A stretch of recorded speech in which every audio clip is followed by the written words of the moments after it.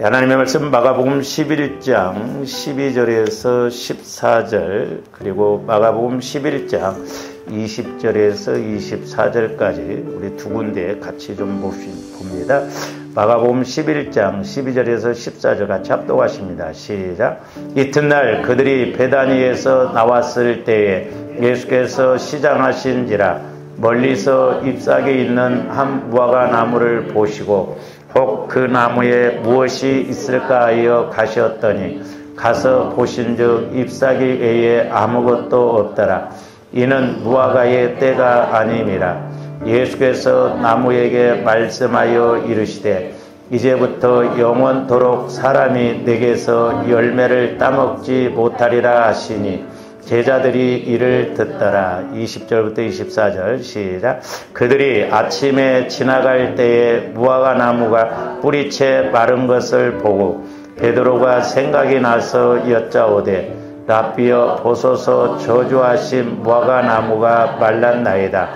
예수께서 그들에게 대답하여 이르시되 하나님을 믿으라. 내가 진실로 너희에게 이르노니 누구든지 이 산더러 들리어 바다에 던져지라 하며 그 말하는 것이 이루어질 줄 믿고 마음에 의심하지 아니하면 그대로 되리라. 그러므로 내가 너희에게 말하노니 무엇이든지 기도하고 구하는 것은 받은 줄로 믿으라. 그리하면 너희에게 그대로 되리라. 아멘. 우리가 지금 계속 그 기도에 대해서 상고를 하고 있는데 다시 한번 그림을 봅니다. 뭐든지 이제 기초공사가 튼튼하고 기초공사가 정확하게 이루어져야 됩니다. 그래서 조원들이 저기 보면 보혈과 성령을 통해서 회개한다고 그랬는데 여러분들 이제 회개할 때 그냥 주님 내가 회개합니다. 보혈을 의지합니다. 회개합니다. 마시고 바르고 뿌립니다. 물론 그것도 중요하지만 더 중요한 것은 이제 주님 내 영혼이 보혈을 마시고 바르고 뿌립니다. 회개합니다. 그렇게 기도하시면 훨씬 이렇게 체험이 빨라요. 조원들이 영혼이 보혈을 적용할 때 영혼은 나무로 말하면 뿌리와 같기 때문에 영혼에서는 모든 걸 다 알거든요. 그래서 이 소위 느낌이 와지고 체험이 와지거든. 그래서 자꾸 조언들 이제 보혈을 적용할 때 그냥 입술로만 그렇게 하시지 마시고 하나님 내 영혼이 주님의 보혈을 마시고 바르고 뿌립니다. 그래서 이제 영혼에서 이렇게 적용을 할 때 마음도 몸도 자꾸 정결해지고 또 어떤 것을 깨끗하게 해야 할 것인가를 알게 되거든요. 그러니까 우리 신앙생활함에 있어서 영혼을 빼버리면 아무것도 아니에요. 조함들 종교생활입니다. 그러니까 신앙생활을 수십 년을 신앙생활해도 그냥 내 생각대로 신앙생활하고 변화가 안 일어나고 성장이 안 이루어지거든요. 왜? 내 안에 무의식 속에 형성되어져 있는 그런 상처 쓴뿌리들이 이렇게 처리가 안 되어지기 때문에 그래요. 그러나 내 영혼에서 내 마음을 보면 성령이 보여주시면 이제 보이거든요. 아, 뭘 처리하고 뭘 회개해야 되는가, 뭐가 잘못됐다는 것인가를 알게 됩니다. 그래서 저기 보면 이제 회개 주님 마음으로 이렇게 된다는 것은 이제 조합들이 철저하게 회개하면 주님 마음 안에서 내 영혼이 이제 우리가 기도도 목적, 기도의 목적이 내가 하나님과 교제가 이루어지는 목적이라고 했잖아요. 그래서 이제 내가 기도의 목적을 이루고 아직 문제가 해결 안 되어졌다 할지라도 오늘 우리가 읽었던 말씀처럼 하나님께서 내 영혼에 말씀을 주시면 영혼은 꼭 말씀에 대해서는 믿거든요. 조금 더 마음으로 믿으려고 하니까 의심이 들지 내 영혼에서는 영혼이 성장하면 말씀이 100% 믿어져요. 그러면 성령께서 말씀을 주실 때 이 산을 들어서 바다에 빠뜨리라 하여도 하나님이 그대로 하시는 것입니다. 그래서 조언데 저기 간구 시인 명령 선포 감사 기도라고 하는 것은 꼭 우리가 어떤 걸 기도해서 그것이 이루어지고 응답이 되어졌을 때만 저렇게 하는 것이 아니라 아직 내가 문제가 해결되어지지 않았어도 내가 성령 하나님과 교제가 이루어지면 간구 시인 명령 선포 최종적으로 감사 기도도 이루어질 줄로 믿습니다. 그런데 우리는 보통 육신적으로 뭔가 이루어져야 감사를 하거든. 그러니까 이러다 보니까 평생 신앙생활에도 우리가 감사가 안 나오고 보면 조원들이 감사가 부족할 때가 많아요. 매사에 모든 것이 감사할 일인데 우리가 감사 기도가 안 나오고 참 하나님 감사합니다 이게 안 되거든요. 그래서 저와 여러분들이 이제 적어도 내 영혼이 어떤 문제가 해결되어지지 않고 또한 내가 문제가 있는데 성령께서 그 말씀을 주셨을 때 그 말씀을 가지고 명령하고 선포하고 최종적으로는 이루어진 것에 대해서도 감사해야 되겠지만 아직 이루어지지 않았어도 하나님 말씀을 받았기 때문에 이미 이루어진 줄로 믿습니다. 그러면서 이렇게 감사하는 조원들 되시기를 주님의 이름으로 축원을 드립니다. 오늘 이제 말씀은 저와 여러분들이 잘 아시는 말씀입니다. 우리 예수님께서 무화과 나무를 저주하신 내용입니다. 그런데 이제 일반적으로 이렇게 생각한다면 이해하기가 어려운 말씀이 오늘 내용입니다. 왜냐하면 모든 것에는 때가 있듯이 식물은 저마다 이렇게 꽃이 필 때가 있고 열매를 맺을 때가 있습니다. 꽃이 필 때에 이렇게 성급하게 열매를 바라는 농부는 한 사람도 없습니다. 씨를 뿌린 농부는 추수 때까지 인내하며 기다리는 것이 자연의 순리입니다. 그러나 때가 되지 않아 열매를 맺지 못한 무화과 나무를 이렇게 인정사정 없이 저주하신 예수님의 모습이 저와 여러분들을 당황하게 합니다. 어떻게 보면 실로 무시무시하고 조급한 모습이 아닌가 이렇게 생각할 수도 있습니다. 이 무화과 나무의 저주 사건은 거의 모든 성도들이 다 알고 있지만 이 말씀이 이처럼 모순을 담고 있다는 것을 아는 성도들은 그리 많지를 않습니다. 왜냐하면 아직 때가 아닌데 왜 무화과 나무를 저주했나? 자연에도 순리가 있고 때가 있는데. 그러니까 앞뒤가 안 맞는 말이기 때문에 이해가 가지 않습니다. 그래서 대부분의 사람들이 또 신학자들이 이 무화과 나무를 저주하신 참된 의도를 이렇게 설득력 있게 설명한다고 하는데 크게 두 가지를 벗어나지를 못합니다. 그 첫 번째가 뭐냐면 예수님께서 너무나 배가 고파서 홧김에 저주하셨다는 것입니다. 오늘 말씀에서 보면 예수님이 무화과의 동네인 베다니에서 나오실 때 12절에 보니까 뭐라고 그랬어요? 이튿날 그들이 베다니에서 나왔을 때에 예수께서 시장하신지라 그랬어요. 그러니까 예수님이 상당히 배가 고프셨던 것은 사실인 것 같습니다. 그런데 이제 저와 여러분들이 이 단어들을 좀 이렇게 의미를 잘 알면 훨씬 해석하기가 쉬운데 오늘 말씀에 보면 베다니에서 나왔을 때에 그랬죠.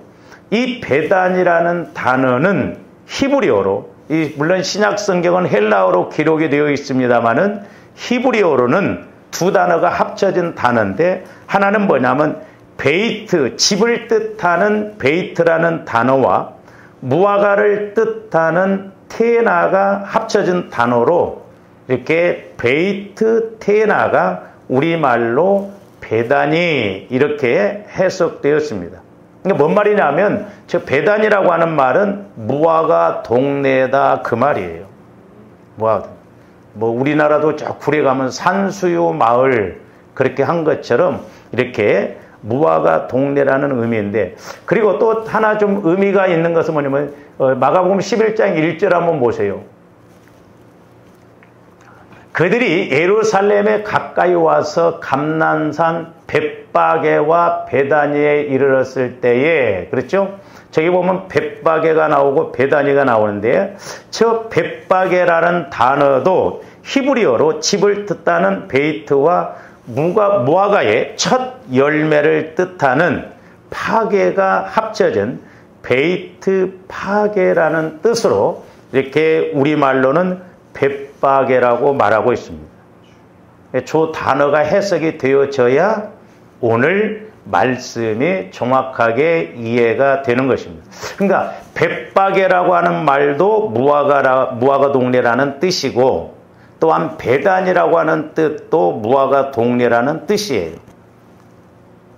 그래서 이렇게 연결해서 표현한다고 한다면 우리 예수님께서는 무화과 동네에서 무화과 동네로 가시면서 무화과를 저주하신 사건이 오늘 말씀입니다.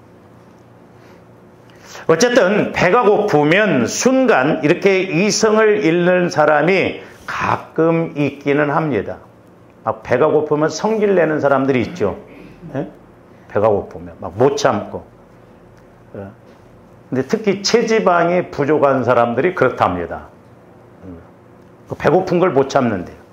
이 체지방이라고 하는 것은 인체 내의 지방 조직을 의미하며 에너지 저장, 장기 보호, 체온 유지 등 다양한 생리적 기능을 담당하는 것이 이 체지방이라고 합니다.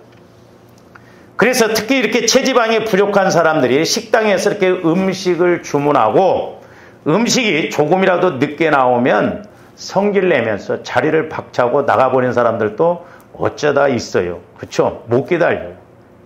근데 우리 한국 사람들은 거기에다가 성질머리도 급해. 그러니까 막 외국 사람들이 보면 빨리빨리. 이렇게 여러분들 이제 가서 보시면 일본이나 이런 데 뭐 또 자기 베트남이나 캄보디아 이런 데도 가면 한국에 왔다 간 사람들이 이렇게 하면 빨리빨리 그 단어를 많이 써요. 그러니까 막 성질도 급하고 또 이렇게 배고픈 것도 못 참고 그래요. 그렇다면 우리 예수님도 이런 분이셨을까? 예수님이 다른 것은 다 참아도 배고픈 것은 도저히 못 참는 그런 분이었다는 말인가? 조원들이 말씀을 육신적으로 생각하면 분명히 이런 해석이 나옵니다. 아, 예수님이 시장하셨다. 그러니까 배가 고프시니까 화가 나니까 홧김에 무화과나무를 저주하셨다라고 이렇게 생각을 합니다. 그 다음에 두 번째로는 이제 우리 예수님께서 십자가의 죽으심을 앞두시고 순간적으로 이성을 잃다 보니까 그냥 무화과나무를 저주하셨다라고 이렇게 해석을 합니다. 오늘 본문 말씀은 예수님의 공생의 사역에서 이제 마지막 유월절을 배경으로 하고 있습니다. 그러니까 우리 예수님이 벳바게에서 종려나무 가지를 흔들며 환호하는 백성들에게 둘러싸여서 나귀를 타고 승리에 입성을 하신 날이 우리가 종려주일 그럽니다. 종려나무를 이렇게 흔들었던 게 오늘을 말하는 거예요. 오늘. 주일날 벳바게에 들어갔을 때 많은 사람들이 종려나무 가지를 흔들면서 예수님을 이렇게 환호하고 이렇게 찬송하는 것을 볼 수가 있습니다. 그리고 이제 오늘 말씀 무화과나무 저주 사건은 내일이에요. 내일 월요일. 그러니까 오늘 종려주일에 예수님이 나귀를 타고 예루살렘에 입성하시고 월요일에 이렇게 이제 베다니로 이렇게 가시면서 시장하셔가지고 이렇게 무화과나무를 저주하셨다. 그래서 이제 오늘 이렇게 종려주일을 지키고 내일 이렇게 저주하신 것은 이제 월, 화, 수, 목, 금 월요일 날이니까 이제 월요일 날 저주하셨기 때문에 죽으실 날이 4일밖에 안 남았거든요. 그래서 이제 목요일 날 이렇게 성만찬을 하시고 금요일 날 죽으신 것을 볼 수가 있죠. 그러니까 예수님은 임박한 자신의 죽음을 누구보다도 잘 알고 계셨습니다. 만약에 여러분들이 4일 후에 죽은다고 한다면 여러분들은 어떻게 하겠어요? 어차피 죽을 인생. 우리나라 참 총기를 소지하지 못하도록 한 것이 너무너무 감사해요. 아마 우리나라가 총기를 소지하는 그런 법이 있다고 한다면 아마 많이 죽었을 거예요. 미국보다 더 죽었을 거예요. 성질머리들 급하죠. 예? 요즘 보세요. 막 마음에 안 들면 그냥 막 야구방망이 갖고 와서 차들 때려 부시고 그러잖아요. 총 있으면 총으로도 쏠 사람들이거든. 그래서 우리 예수님이 4일 뒤면 자신이 죽을 것을 알고 이렇게 공포와 스트레스에 짓눌려서 순간적으로 이성을 잃으셨다는 것이 두 번째 해석입니다. 죽음이 이제 4일밖에 안 남았기 때문에 너무너무 스트레스를 받고 공포가 있다 보니까 막 성질에 홧김에 무화과나무를 저주하셨다. 이렇게 말합니다. 그러니까 말씀에 너무나 이렇게 충실한 나머지 3,000보로 이렇게 빠지는 듯한 그런 느낌이죠. 특별히 두 번째 해석은 여러분들이 혹시 잘 아시겠지만 너무나도 유명한 그 슈바이처 들어봤죠? 슈바이처 박사가 이런 해석을 했습니다. 이분은 독일 태생으로 프랑스에서 이렇게 활동했는데 대단한 신분이에요. 의사, 음악가, 철학자, 신학자, 목사였어요. 대단한 사람이었어요. 그런데 이 슈바이처 박사는 우리 예수님의 인성만을 인정했던 사람이에요. 참, 그러니까 이게 영적인 게 얼마나 중요하고 무서운가를 알 수가 있거든요. 그래서 이분이 말하기를 뭐라고 그랬느냐. 무화과 저주 사건은 인간 예수가 임박한 죽음을 앞두고 이성을 잃었음을 보여주는 결정적 사건이다. 이렇게 해석을 했습니다. 이것은 너무나 지나친 해석이죠. 그럼 우리 예수님이 십자가에서 못 박혀 죽으실 때는 그야말로 헷갈려가지고 뛰쳐 내려올 수도 있잖아요. 그런 식으로 해석을 한다고 한다면. 근데 또 이런 해석이 통해요. 그러면 우리 예수님께서 무화과 때가 아님에도 불구하고 무화과 나무를 저주하신 정확한 해석은 무엇인가? 우리는 두 가지로 이렇게 해석을 해볼 수가 있습니다. 원래 이 지중해와 접한 중동 지방인 이스라엘의 독특한 기후에서 무화과 나무는 6월절이 있는, 우리나라로 말하면 4월 달쯤 고난주간이 있죠. 이렇게 6월절이 있는 4월부터 초막절이 있는 10월까지 모두 5번 정도의 열매를 맺는다고 합니다. 이 무화과 나무. 그래서 이스라엘의 기후는 4월에서 10월까지 이어지는 건기가 있어요. 건기라고 해서 이건 여름을 말하는 것이고, 그 다음에 그 나머지 기간에 해당하는 기간은 우기 그럽니다. 그래서 11월부터 뭐 한 다음 해 3월, 4월 달까지를 이제 우기라고 해서 그걸 겨울로 이렇게 말합니다. 그런데 약 5, 6개월의 우기 동안 앙상한 가지로 겨울을 보낸 무화과 나무는 6월절이 다가오면, 즉 4월경이 되면 이 무화과 나무 특징은 뭐냐면 이파리와 동시에 열매가 같이 맺는 것이 특징이에요. 그래서 이렇게 조그만 잎사귀와 함께 첫 열매인 무화과 나무를 맺고, 그 다음 긴 여름 동안 무화과 열매를 한 4차례 정도 더 이렇게 맺는다고 합니다. 그런데 이 첫 열매인 무화과와 이후에 열리는 무화과를 가리키는 히브리어 단어가 전혀 다릅니다. 여기에 말씀의 비밀이 있고 해석이 감추어져 있습니다. 그러니까 6월절 즈음에 맺히는 첫 열매인 무화과는 히브리어로 파게라고 합니다. 파게. 아까 우리가 벳바게 그랬죠? 파게라고 그래요. 그래서 무화과를 뜻하는 영어 피그도 이 파게에서 유래된 단어인 것임을 알 수 있습니다. 그리고 이후에 이제 순차적으로 열리는 무화과 나무를 뭐라고 하냐면 히브리어로 테나라고 합니다. 그래서 히브리어에서는 첫 열매인 무화과와 이후에 열리는 무화과를 뜻하는 단어가 다르지만 영어나 헬라어나 한글에서는 이것이 모두 무화과라고 하는 한 단어로 표기를 했기 때문에 오늘 말씀이 헷갈리는 거예요. 그리고 이해가 안 되고 해석이 안 되는 것입니다.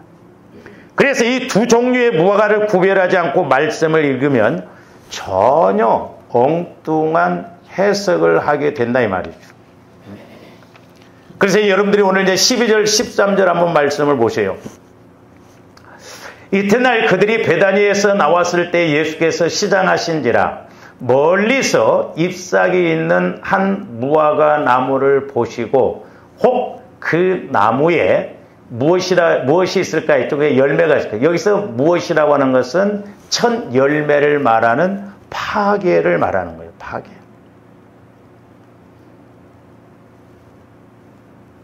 그러면서 이제 13절 후반절에 보면 즉 잎사귀 외에는 아무것도 없더라. 이는 무화과 때가 아님이라. 이 말은 이제 본격적인 무화과 열매가 맺히는, 히브리어로 보면 테나의 때가 아니다, 이 말입니다.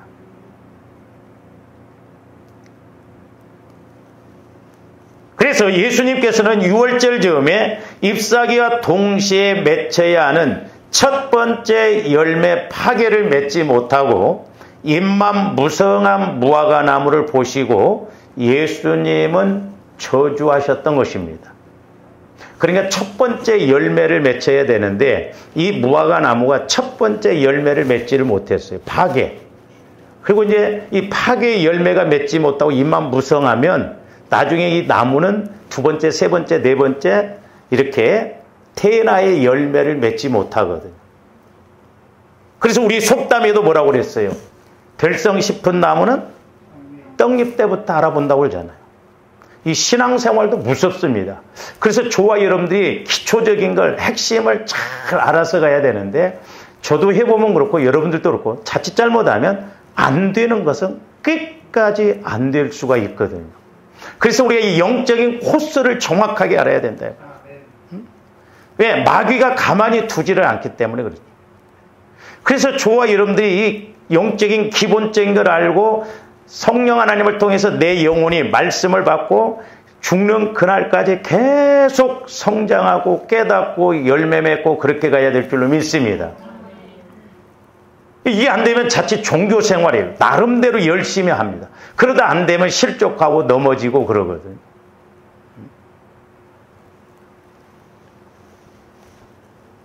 이처럼 6월절 즈음에 잎사귀와 함께 맺어야 할 무화과를 맺지 못한 무화과 나무는 분명히 문제가 있다 이 말이에요. 첫 번째 열매 파괴가 맺히지 못한다고 한다면 두 번째, 세 번째도 열매를 못 맺기 때문에 문제가 있다는 것이죠. 그래서 6월절인데도 파괴를 맺지 못하고 잎만 무성한 이 나무는 긴 여름을 기다려도 아무런 열매를 맺지 못할 것이 분명하기 때문입니다. 그래서 예수님은 저주하신 거예요.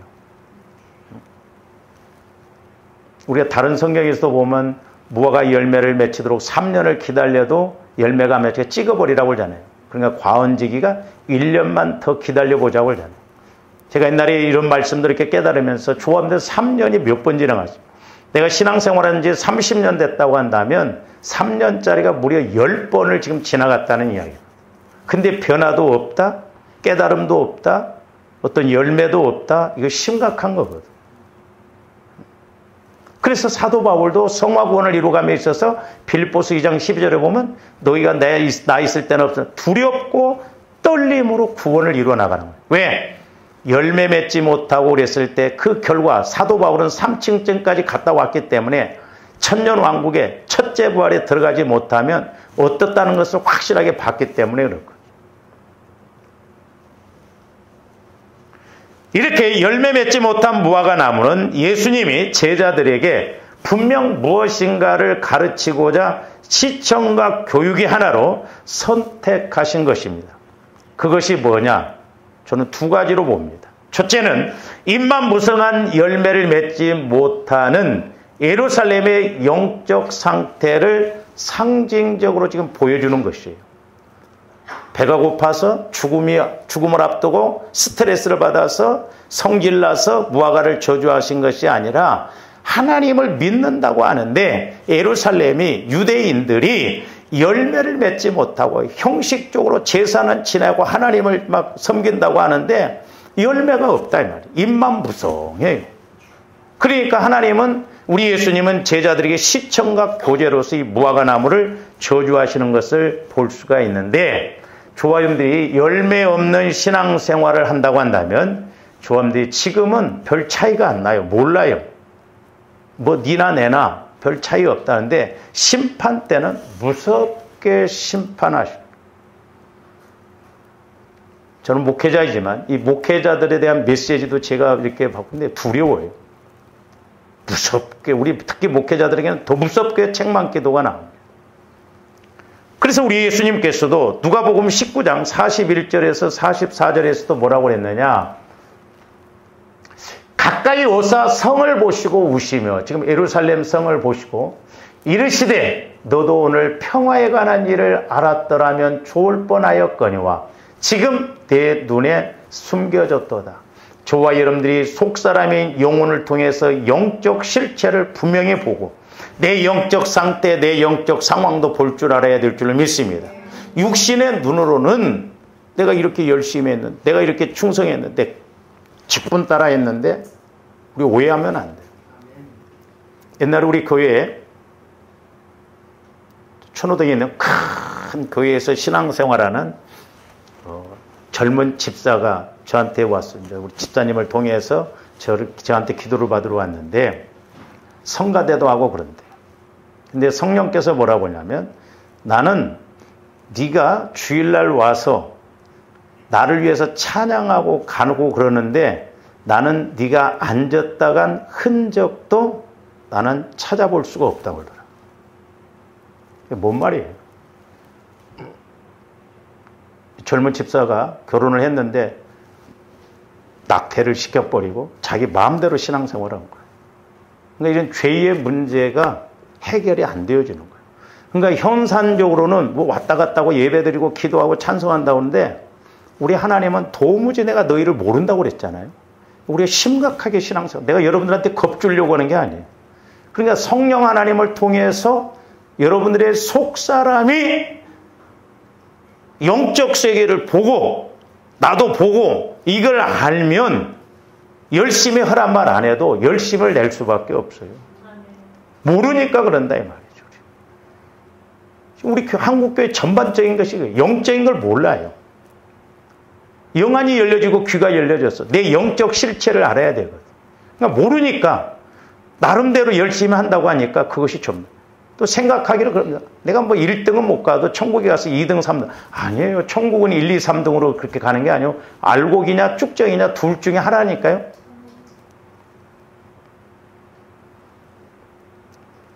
우리 예수님이 죽으심을 앞두시고 기분 나빠서 스트레스를 받아서 무화과를 저주하신 것이 아니라 하나님을 믿는다고 하는 이 유대인들이 예루살렘 성이 평화에 관한 것을 알지 못하고 영적인 걸 알지 못하고 자기들 나름대로 제사 지내고 하나님을 섬기고 그러는데 우리 예수님이 보실 때 안타깝다 이 말이죠. 그래서 저희 말씀도 보면 평화에 관한 일을 알았더라면 지금 내 눈에 숨겨졌다는 거예요. 못 본다 이 말이죠. 참 이게 신기해요. 영적인 건 배지장 한 장 차이 같지도 않는데 그렇게 못 알아듣습니다. 이해를 못해요. 그래서 하나님의 말씀은 좋은데 이해해서 믿는 게 아니라고 그랬어요. 우리 오해하면 안 돼요. 이성적으로는 지식적으로는 내가 이해가 돼야 믿으려고 합니다.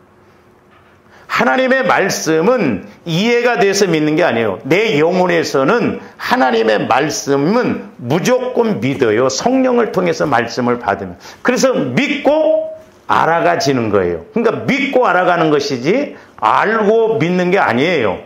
많은 사람들이 이성적으로 지식적으로 믿습니다. 내가 이해가 돼야 돼. 예를 들어서 제가 여러분들 어떤 말을 할 때 여러분들 이해가 안 되면 안 믿잖아요. 안 받아들입니다. 수용을 안 해요. 더더구나 자존심과 감정이 이 영적인 걸 알지 못하도록 방해하는 것을 볼 수가 있거든요. 그래서 제가 이렇게 상담도 해줘보고 기도도 해줘보면요. 그 받아들이는 사람들은 스펀지에 물이 빨려들어서 팍팍팍 치고 들어갑니다. 근데 튕기잖아요. 그러면 성령도 더 이상 역사를 못해요. 수박 거달기식으로 이제 그렇게 돌거든요. 계속 그렇게 돌다가 해봐도 뭐 어쩔 수 없더라. 이제 나이 한 60, 70 먹으면 한다는 소리가 그렇게 열심히 해봐. 나도 옛날에 한때 열심히 해봤는데 뭐 안 되더만. 그래 젊었을 때는 그렇게 하는 거야. 뭘 젊었을 때는 되고 나이 들어서는 안 됩니까? 우리 늙어서 은혜를 더 받아야 될 줄 믿습니다. 왜? 영혼에 초점을 맞추면 겉사람은 후패하도 속사람은 날로 새롭다 이 말이에요. 응? 오죽 하셨으면 우리 예수님이 우셨어요. 예루살렘 성을 보시고. 그래서 조금도 영적인 상황을 알고 그러면 영혼에서 눈물이 터지면요. 눈물이 그렇게 뜨겁습니다. 그리고 울고 나면 여기 밑에가 골이 파이는 것처럼 그렇게 느낌이 와요. 얼마나 뜨거운 눈물인가. 그러니까 눈물도 여러 종류요. 성질나서 우는 눈물, 기뻐서 우는 눈물, 영적으로 내 영혼에서 이런 통곡하는 눈물이 나오면 그런 눈물이래야 눈물로 씨를 뿌리냐는 기쁨으로 단을 거두리라고. 근데 요즘 눈물 흘리면서 기도합니까? 땀 안 흘려요. 눈물 안 흘립니다. 더더구나 피는 안 흘려. 여러분들 주의 일을 하다가 피라도 좀 흘리셔요. 그렇다고 해서 막 부엌에서 칼질하다 일부러 막 손배 내지 말고. 땀도 안 흘린다니까요. 너무너무 안타까운 거예요. 계속 봅니다. 날이 이를지라 네 원수들이 토둔을 쌓고 너를 둘러 사면으로 가두고 또 너와 및 그 가운데 있는 네 자식들을 땅에서 메어치며. 그러니까 보세요. 유대인들이 우리가 사도행전 그 3장을 참고하고 있습니다만 아직 우리가 들어가지 않았습니다만은 이 유대인들이 예수님을 죽이는데 앞장서요. 신성모독했다고 그러고. 그러면서 빌라도가 나는 도저히 너희가 죽이려고는 예수 죄를 못 찾겠다. 그러니까 막 윽박지릅니다. 당신이 그렇게 하면 황제의 그런 신하가 아니다. 총독이 아니다.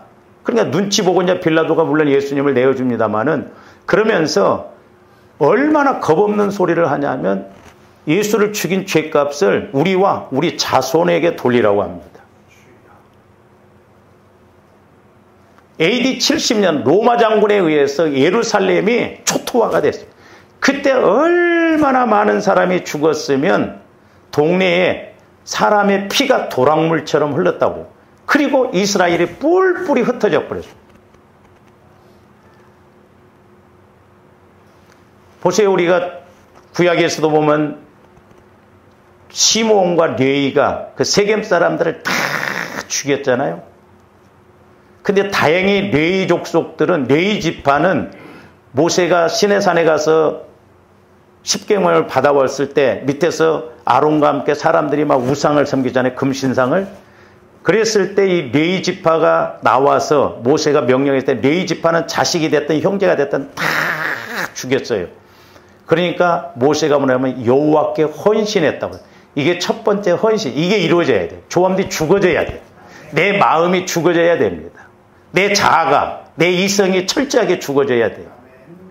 그래서 다행히 레위 지파는 기업은 없지만 이렇게 성막을 관리하는 지파로 쓰임 받는데 시므온 지파는 12지파 중에 인구 숫자가 세 번째로 많았습니다. 5만 명이 넘었어요.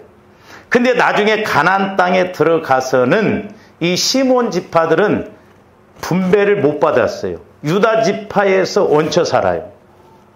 무섭습니다. 그리고 숫자도 2만 2천 명이 줄어들어 버립니다. 그러니까 하나님의 시각은, 하나님의 계산은 정확합니다.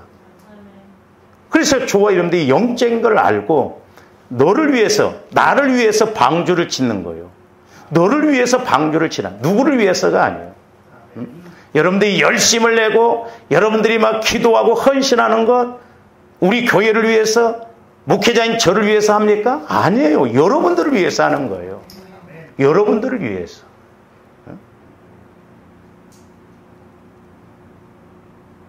저도 조금이나마 그 심판대가 두렵다니까요.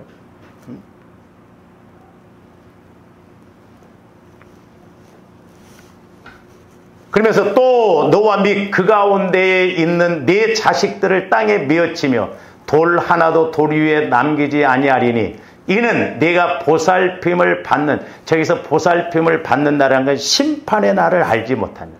심판의 날을 알지 못했다. 심판의 날을 안다고 하면 그렇게 안 하죠.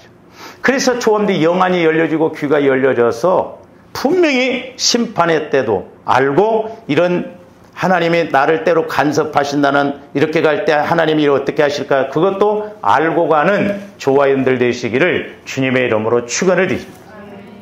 그러니까 우리 예수님의 죽으심을 앞두시고 이런 열매 맺지 못하는 것이 너무 안타깝기 때문에 제자들에게 지금 시청과 교제로 무화과나무를 저주하시는. 두 번째로는 예수님의 임박한 죽음을 앞두시고 제자들에게 중요한 것, 오늘 20절부터 24절에 있는 말씀, 믿음과 기도를 가르치고자 하신 것입니다. 믿음과 기도. 그래서 너희들이 믿음을 가지고 기도해라. 그럴 때 하나님께서는 일하신다라고 하는 것입니다. 그래서 제가 이 말씀도 여러 번 말씀을 듣는데 24절에 보시면 그러므로 내가 너희에게 말하노니 무엇이든지 기도하고 구하는 것은 받은 줄로 믿어라. 기도하고 구하는 것. 그러니까 기도의 목적은 내가 하나님과 교제하는 것이라고 그랬어요. 교제가 이루어지면 말씀이 와지고 그 말씀을 받아서 그 말씀 따라서 엘리야 선지자처럼 간구하면 된다면, 큰 빗소리를 들었는데 구름이 없으면 구름 생기게 해달라고 간구하면 토시 하나도 안 틀리고 큰 빗소리를 들었으면 큰 비가 내린 거예요. 그래서 기도하고 구한다는 것이나 말씀을 받으면 영혼에서 믿어요. 믿고 구한다는 말씀이 같은데 마태복음 21장 22절에도 동일한 말씀. 그러므로 내가 너희에게 이르노 너희가 기도할 때에 무엇이든지 뭐하고 믿고 구하는 것은 다 받아. 믿고.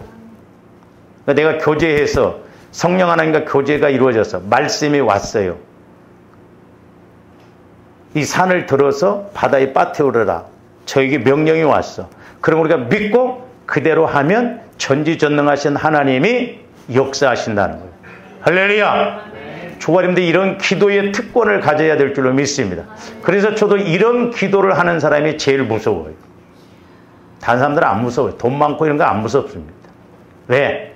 그 사람의 기도 한마디가 때로는 이런 엄청난 역사를 나타낼 수가 있기 때문에 그렇습니다.